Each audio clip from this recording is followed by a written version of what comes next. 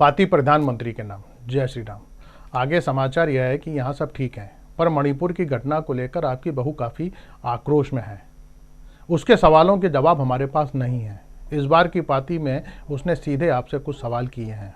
कौरवों की सभा में जब द्रौपदी का चीरहरण हो रहा था, सभी कुरुजन खामोश थे, जैसे अभी 3 माह से बैठे थे। तब गोविंद थे लाज बचाने के लिए, अब जिन पर जिम्मेदारी है वे खुद तिकड़मों में लगे हैं। सत्ता की लड़ाई में उस वक्त भी औरतों का जिस्म निशाना था, आज भी है। द्रौपदी के चीरहरण को हम आज भी गलत मानते हैं, पर कलयुग में चीरहरण पर खामोश रहते हैं। कान्हा ना सही, कम से कम द्रौपदी ही मुंह खोल देती। वो न सिर्फ शीर्ष पद पर बैठी हैं, बल्कि खुद आदिवासी हैं। हर युद्ध में स्त्री के शरीर का इस्तेमाल पुरुष ने अपने शौर्य प्रदर्शन के लिए किया। बचने के लिए कितनी ही स्त्रियों ने जौहर किया। नारियों के आत्म बलिदान के किस्से हमारे लिए सबक नहीं, सत्ता हथियाने और नफरत फैलाने का साधन है। कलयुग में कौरवों का राज है। जिन पांडवों को श्री कृष्ण ने सत्ता सौंपी थी, उनकी आवाज अब दबा दी गई है। कृष्ण और राम सत्ता पाने के लिए कौरवों के टूल भर हैं।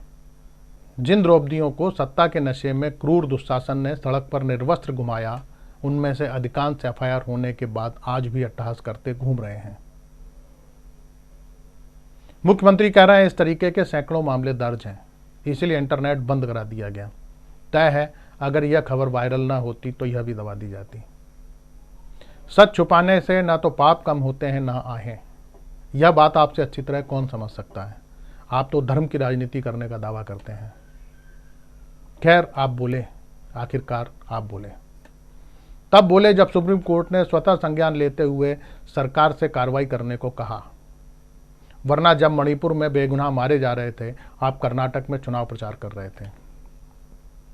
जब लोगों का दर्द आपको बांटना था, महाराष्ट्र में पार्टियां तोड़कर अपना कुनबा बढ़ा रहे थे। जब यूरोपीय संसद में मणिपुर को लेकर प्रस्ताव हो रहा था, आप फ्रांस में हथियारों का सौदा कर रहे थे, जिससे और अधिक हिंसा फैलाई जा सके। आप बोले क्योंकि आपको लगा यह इस देश के 140 करोड़ लोगों का अपमान है, दुनिया भर में इससे बदनामी होगी। वरना महिलाओं की आवाज तो आप वैसे भी नहीं सुनते। दिल्ली में धरने पर बैठी उन महिला पहलवानों की आवाज भी आपको सुनाई नहीं दी थी, जिन्हें मेडल जीतते वक्त आपने अपने परिवार का सदस्य बताया था।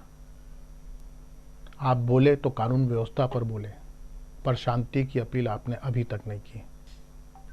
आप बोले तो राजस्थान और छत्तीसगढ़ पर भी बोले, क्योंकि उन दोनों राज्यों में चुनाव होने हैं। महिलाओं की स्थिति तो हर राज्य में कमोबेश यही है। जब आप बोले तो कानून अपना काम कर रहा था। वह ब्रजभूषण सिंह को जमानत दे रहा था और राम रहीम को पैरोल। पार्टी गोपाल कांडा को शामिल कर अपना काम कर रही थी।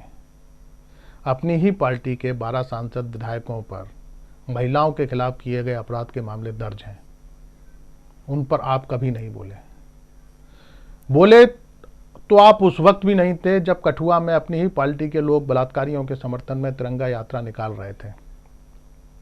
उस वक्त भी नहीं बोले जब बिल्किस बानो के बलात्कारियों को न सिर्फ छोड़ा गया, बल्कि चुनावी मंच पर उनका इस्तेमाल भी किया गया। आप उन्नाव पर भी नहीं बोले, हाथरस पर भी नहीं बोले, स्वामी चिन्मयानंद पर भी नहीं बोले। महिलाओं को निशाना गुजरात दंगों में भी बनाया गया, मणिपुर में भी, पर आप नहीं बोले। एक बाबा महिलाओं को प्लॉट बोल रहा है और हमारे नेता उसके चरणों में बैठे हैं, क्योंकि उन्हें लगता है बाबा से चुनाव में फायदा होगा। महिलाओं की अस्मत चुनावी राजनीति से कम महत्वपूर्ण है, क्योंकि मनुस्मृति में उन्हें वस्तु बताया गया है। महिलाओं पर तभी बोला जाएगा जब उससे चुनावी फायदा मिलेगा, खास तौर पर वहां जहां सरकार विरोधियों की है। जैसे राजस्थान को लेकर संसद में अपने ही लोग हंगामा कर रहे हैं। मणिपुर के लोगों की बदकिस्मती है, वहां डबल इंजन की सरकार है। खैर, आप बोले हैं तो उम्मीद थी न्याय मिलेगा। मुख्यमंत्री बर्खास्त होंगे, ट्रोल आर्मी इस हादसे को जस्टिफाई नहीं करेगी। न्याय उन महिलाओं को भी मिलेगा जिनके वीडियो अभी तक वायरल नहीं हुए हैं या जिन्होंने अपनी अस्मत की रक्षा करते हुए जौहर कर लिया। आप बोले हैं तो उम्मीद है इस देश का अल्पसंख्यक भी उसी सम्मान से जी सकेगा जो अधिकार उसे संविधान ने दिया है। फिलहाल ऐसा होता नजर नहीं आ रहा है। आपके बोलने के बाद भी अभी तक न संसद में बहस हुई है न मणिपुर में शांति।